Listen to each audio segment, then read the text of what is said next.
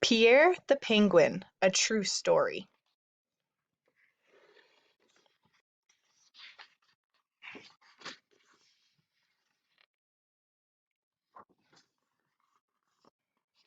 This is the true story of Pierre, a small penguin in a big museum. It is also about the people at the California Academy of Sciences who worked together to help him through a hard time.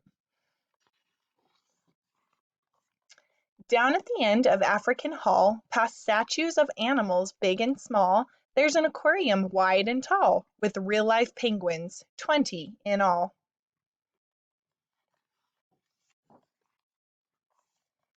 African penguins don't like ice. For them, a warmer place is nice.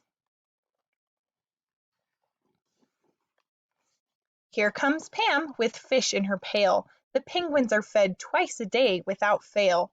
Pam enters the tank through the sky-painted wall. A hidden door there leads out to a hall. Some of the penguins look just the same. Wing bands help Pam call the birds by name.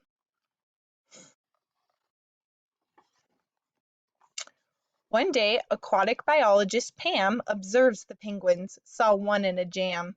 Gently, gently, she examined Pierre. His feathers were gone, his bottom was bare. Pierre was afraid to go for a swim. He'd get too cold if he dived right in. How can I help you? What can I do? Pam had ideas and tried the first two. She tried a heater, and the vet prescribed pills, but nothing worked. Pierre shivered still. The other penguins grew afraid of Pierre. He looked so strange that he gave them a scare. They brayed at him and he shivered on shore. They made him feel worse than he felt before. One rainy day, biologist Pam came up with a new idea. Shazam! My dog wears a raincoat, she told the vet. Could Pierre wear a wetsuit? The vet said, you bet. Pam and a friend worked day and night to make a pattern that fit just right. Then a wetsuit was made from neoprene, the tiniest one you've ever seen.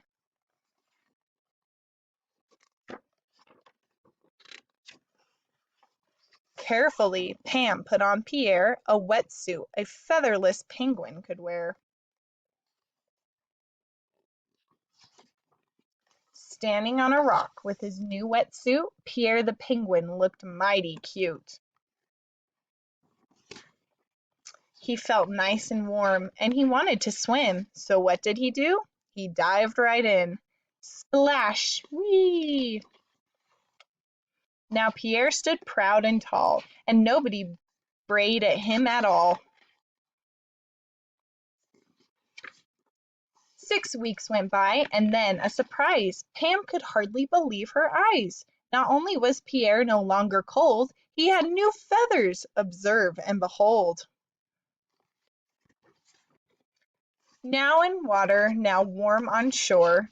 Now guess who didn't need his wetsuit anymore? Pierre made a nest for his very best friend.